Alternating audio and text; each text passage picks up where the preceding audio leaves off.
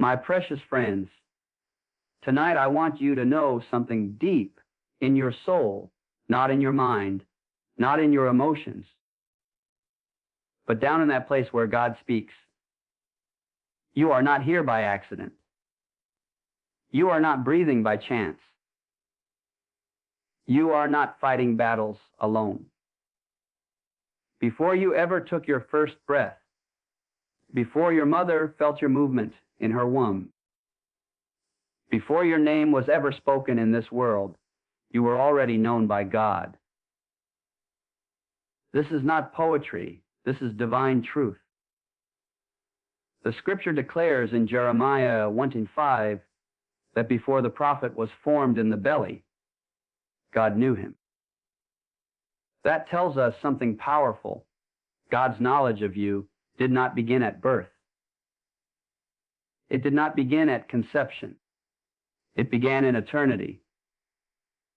We are living in a world that constantly tries to define identity by performance, background, education, or failure. But when a person understands that they were known by God before time, their identity shifts from insecurity to assurance. You are not a product of coincidence. You are not a biological accident. You are not here because history randomly unfolded in a certain way. You are here because an eternal God thought about you before there was a sun, before there was a moon, before there was a single star hanging in space. Think about that for a moment. The same God who spoke galaxies into existence, who set the boundaries of the seas, who formed the mountains and painted the skies, that very God had you in his mind. You were part of his divine thought. And when God thinks something, it is not temporary. His thoughts are eternal. His purposes are settled. This changes how you look at your life. When struggles come, you do not see them as meaningless. When rejection happens, you do not interpret it as proof of worthlessness. When doors close,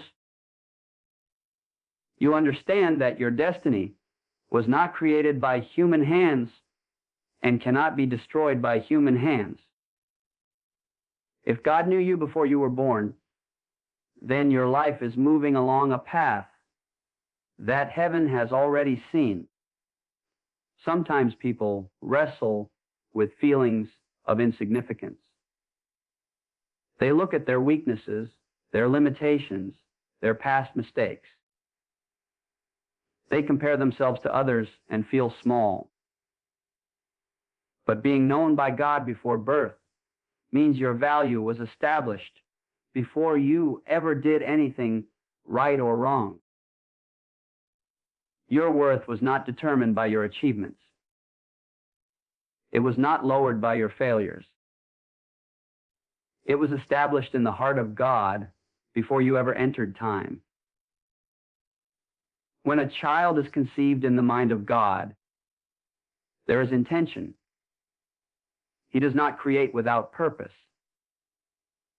Just as an architect draws a blueprint before laying a foundation, God had a divine blueprint for your life before your physical frame was formed. There are gifts inside you that were planted by design. There are desires in your heart that echo eternal purpose. Even the hunger you feel for something greater is evidence that you were created with destiny in mind. This truth also brings comfort in moments of confusion. You may not understand why certain things happened in your childhood. You may not understand why certain seasons were painful. But the God who knew you beforehand also saw every step of your journey. Nothing caught him by surprise. Nothing escaped his awareness. If he knew you before you were formed, then He has been aware of you at every moment since. To be known by God in eternity means you are seen completely. He saw your strengths and still chose you. He saw your weaknesses and still called you. He saw your future struggles and still allowed you to enter this world. That is not rejection. That is intentional love.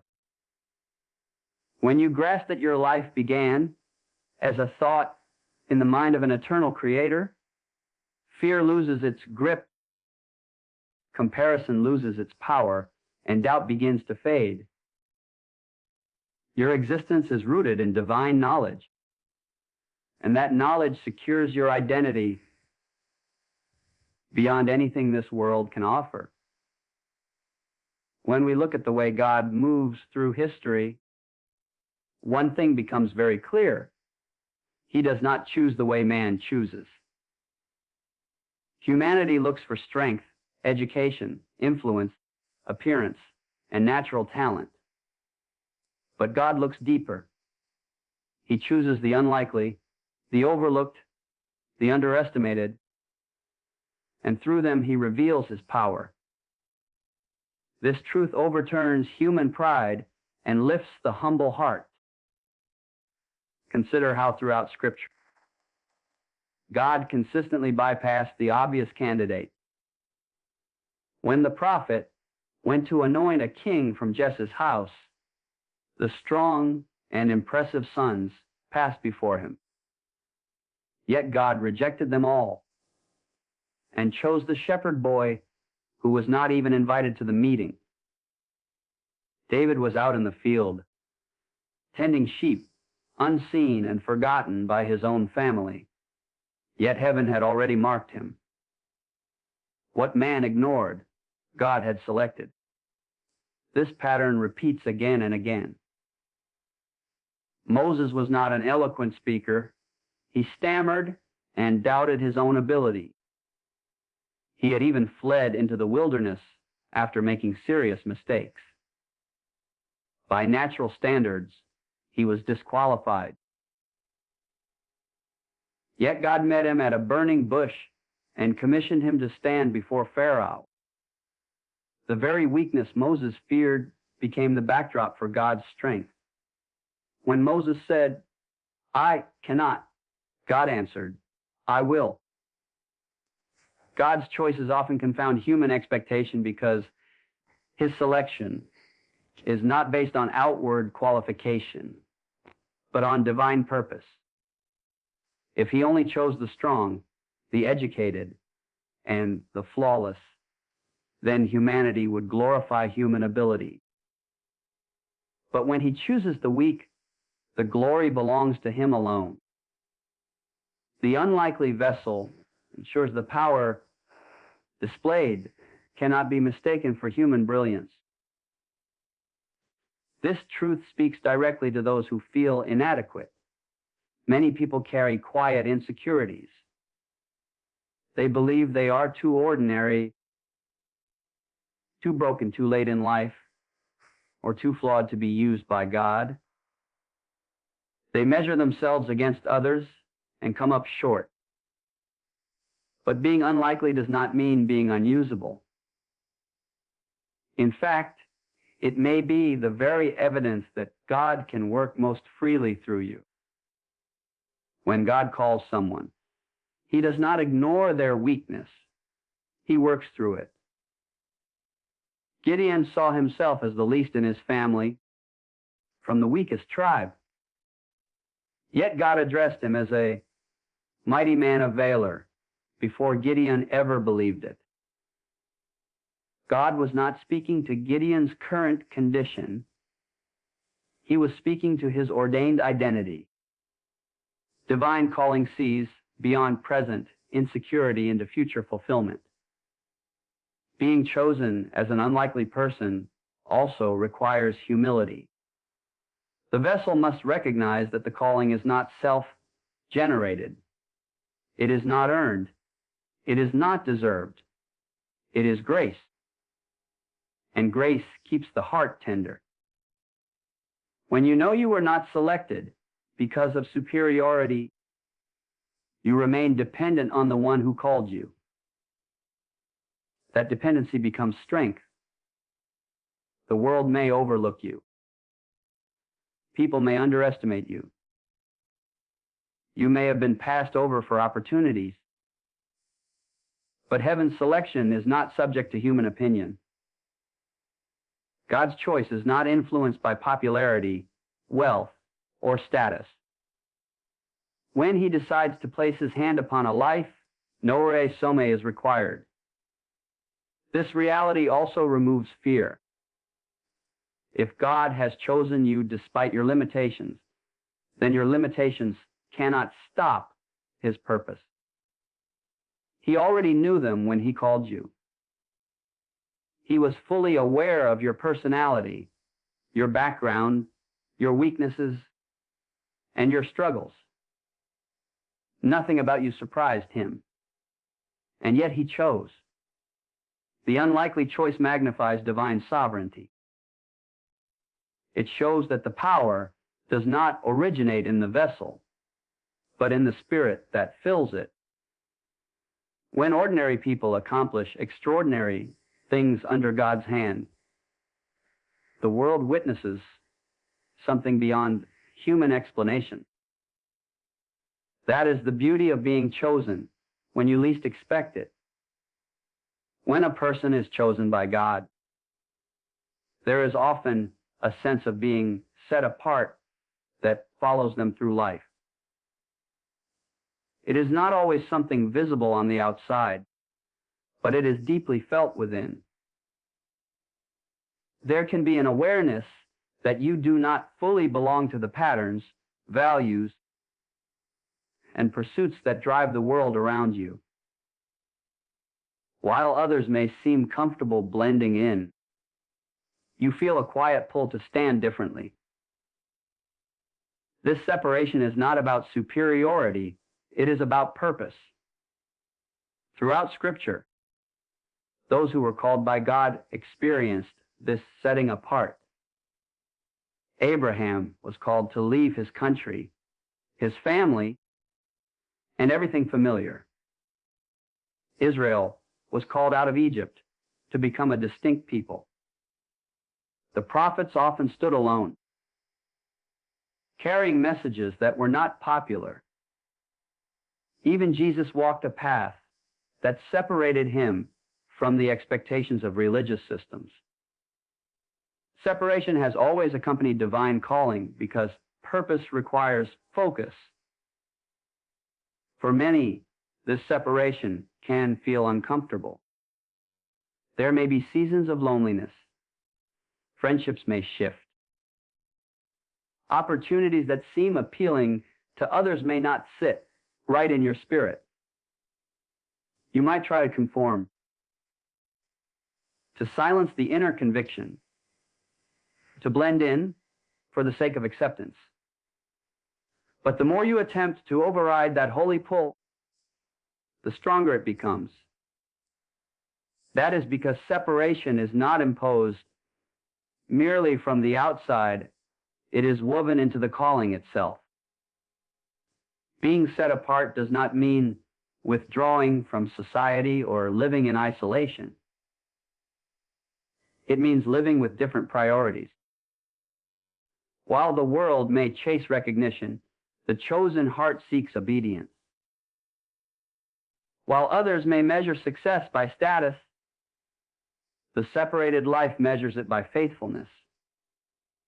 This internal distinction gradually shapes outward choices.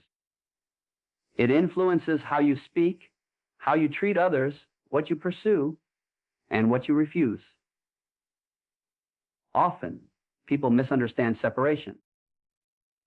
They interpret it as rejection or exclusion. When you feel different, it is easy to assume something is wrong with you. But sometimes that difference is the very evidence of divine intention. A surgeon's instrument must be sterilized and set apart for a specific task. It cannot be used for ordinary purposes and still remain effective for delicate work. In a similar way, when God has a particular assignment for a life, He prepares that life through consecration. There are moments when separation becomes more pronounced. You may face decisions where compromise would make things easier, but conviction will not allow it. You may stand alone in your workplace, your school, or even within your family because you cannot agree with what conflicts with your calling. These moments test resolve, but they also strengthen identity. Each act of obedience reinforces who you are meant to be. Separation is not punishment. It is preparation. It trains the heart to rely on God rather than on constant approval. It deepens spiritual sensitivity. When distractions are removed, clarity increases. When competing voices fade, the voice of God becomes more distinct. What feels like loss at first often becomes gain in understanding and maturity. There is also protection in being set apart. Not every path is meant for you. Not every relationship aligns with your destiny. Not every opportunity advances your purpose.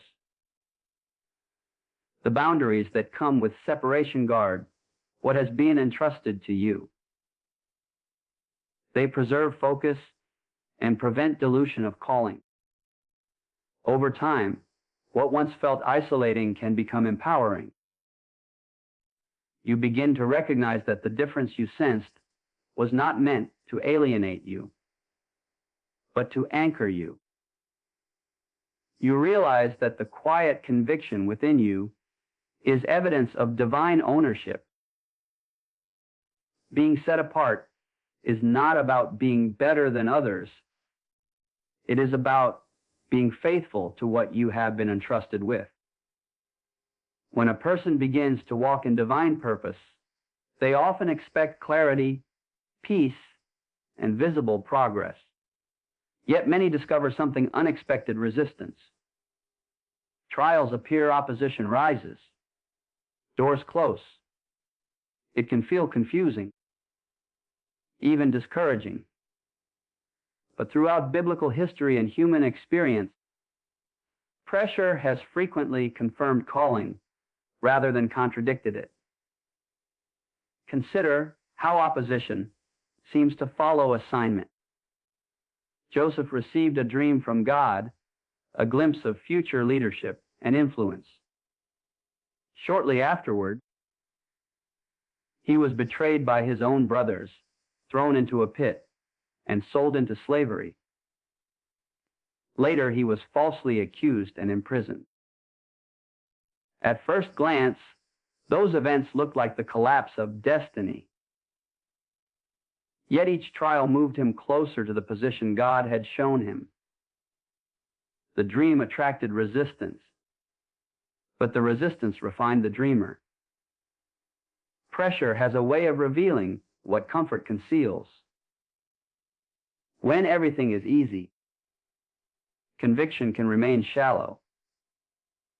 But when you must choose between compromise and faithfulness under strain, your true foundation is exposed. Trials force you to ask what you really believe and who you truly trust. In that way, hardship becomes a proving ground. It confirms that the calling is not based on convenience, but on conviction. Gold is purified in fire because heat separates impurities from what is valuable. Without the fire, the hidden flaws remain mixed in. In a similar way, trials separate fear from faith, pride from humility, and self-reliance from dependence on God. They do not create calling, but they reveal its authenticity. A calling that survives adversity is stronger and clearer than one that has never been tested. Opposition also clarifies identity. When you encounter criticism or misunderstanding because of your convictions, you are forced to decide whether you will stand firm or retreat. That decision shapes character. Each time you choose to remain faithful despite difficulty, your inner resolve strengthens. Over time, resilience becomes part of who you are. There is also a pattern in Scripture where God allows His chosen servants to face challenges that exceed their natural ability. Moses confronted Pharaoh. David faced Goliath.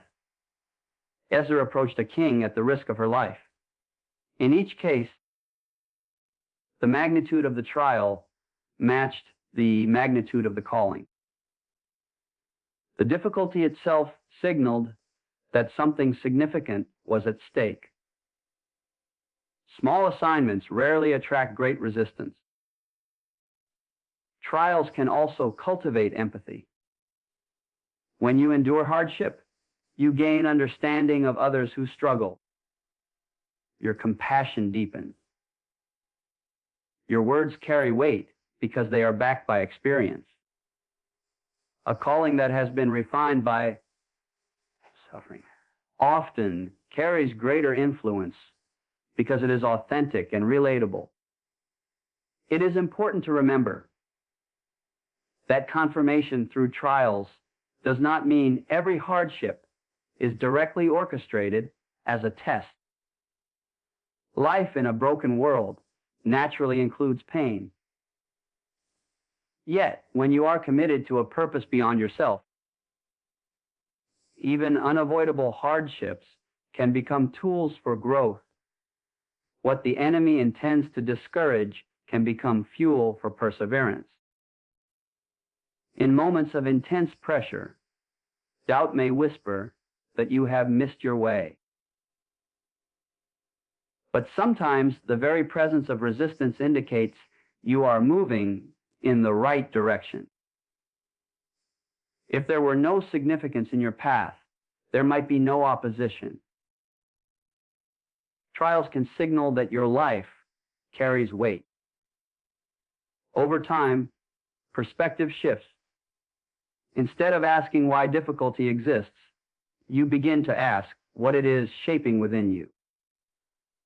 You recognize that endurance builds strength, that faith grows through testing, and that character forms under strain.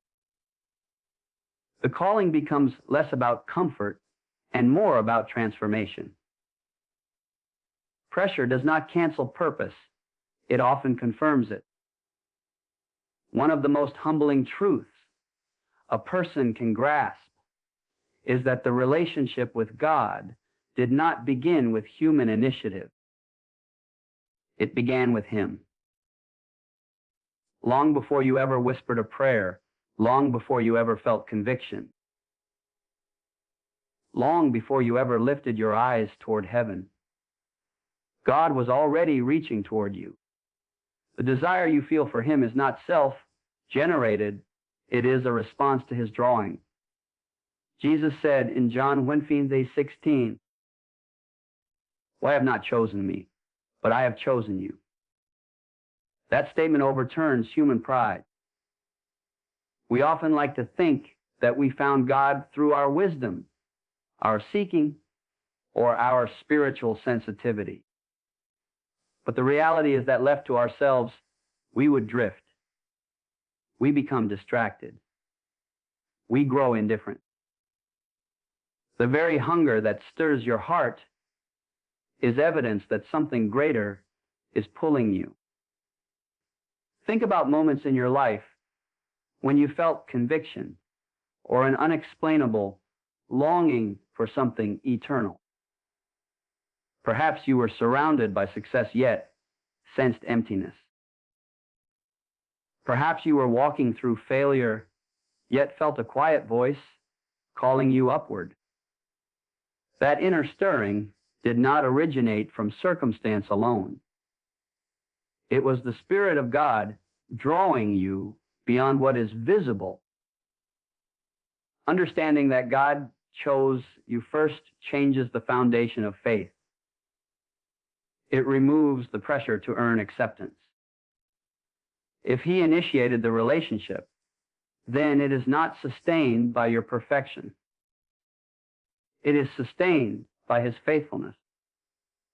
This does not produce carelessness. It produces gratitude. When you realize that divine love sought you before you sought it, your response becomes one of humility rather than pride. This truth also brings security in moments of weakness. There are seasons when faith feels strong and seasons when it feels fragile. If your relationship with God depended solely on your strength, it would rise and fall with your emotions.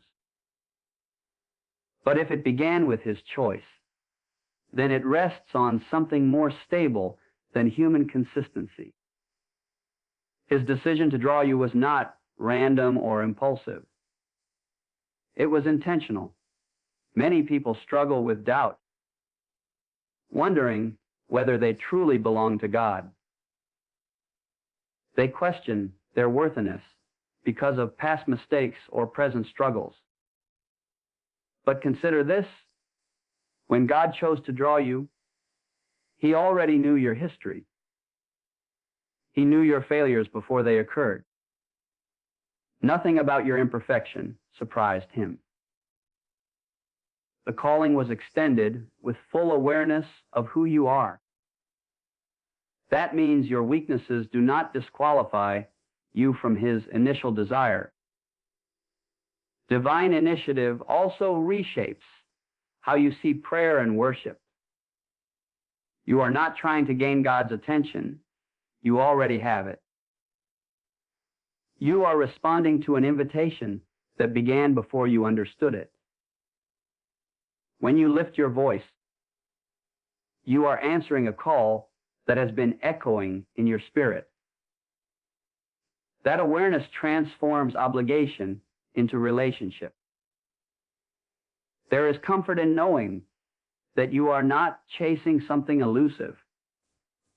You are responding to someone who is near.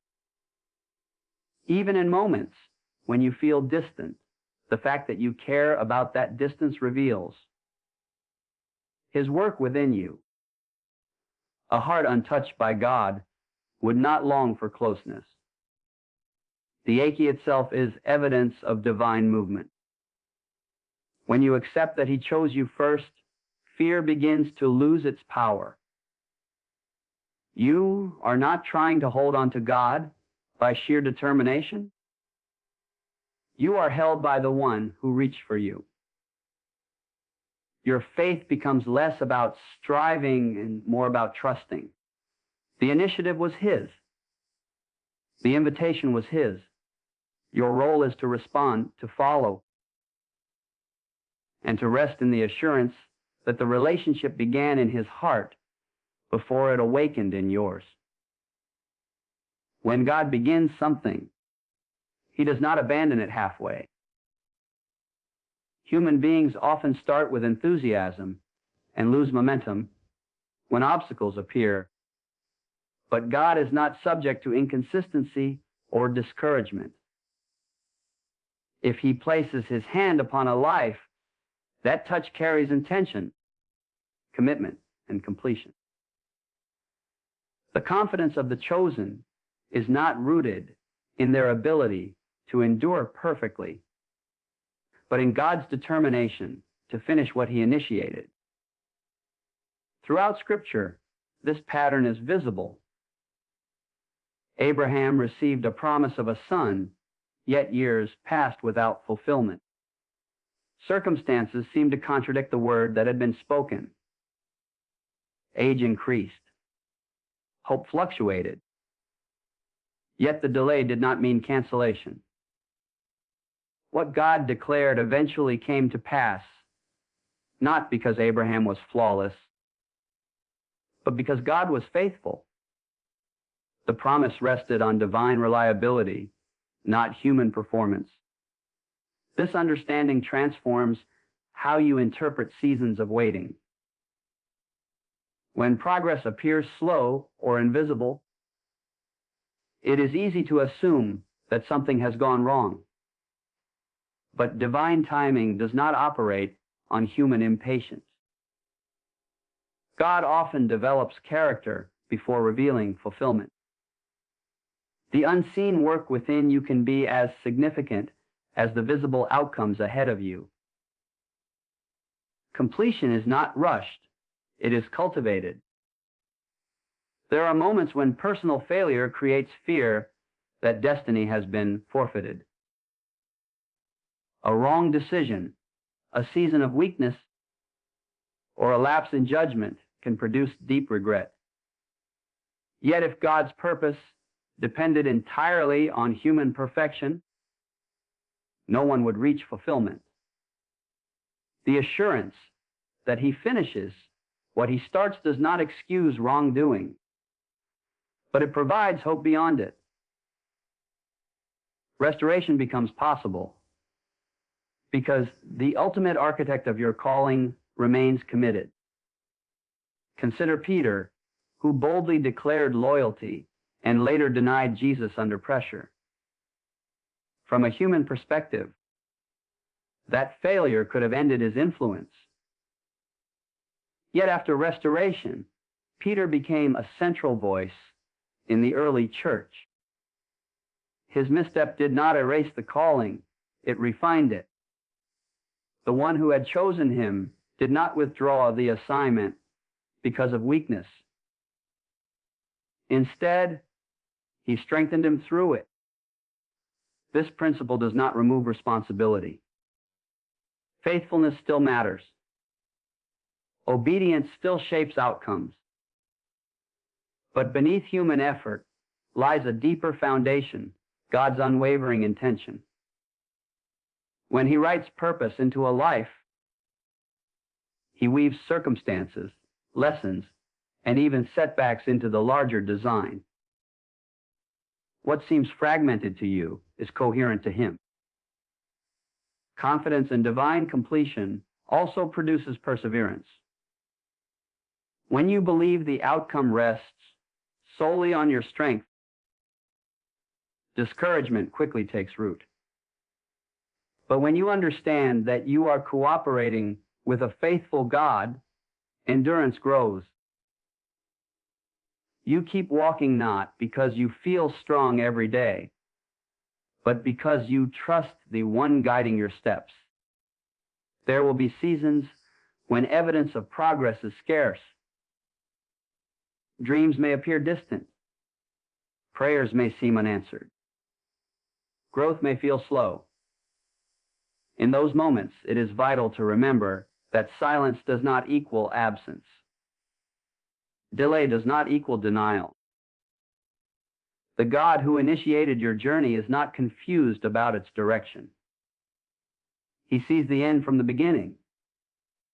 Over time, you begin to look back and recognize patterns you could not see while moving forward. Doors that closed protected you. Detours redirected you. Difficult seasons deepened you. The thread of purpose remained intact, even when emotions fluctuated. That reflection strengthens present trust. To believe that God finishes what He starts is to rest in divine consistency. His character does not change with circumstance. His promises do not weaken under pressure. What He has spoken carries enduring authority. The chosen are sustained not by flawless execution, but by faithful grace. And the hand that began shaping your life continues to guide it toward completion, even when you cannot yet see the full design. Stand up in your spirit. Walk like someone heaven has invested in. Pray like someone whose voice reaches the throne. Live like someone appointed for such a time as this. And when the enemy reminds you of your past, remind him of your future. Because if God has chosen you, then no failure can disqualify you, no storm can drown you, and no darkness can overcome you. The one who chose you is faithful, and what he has spoken over your life shall come to pass. God bless you.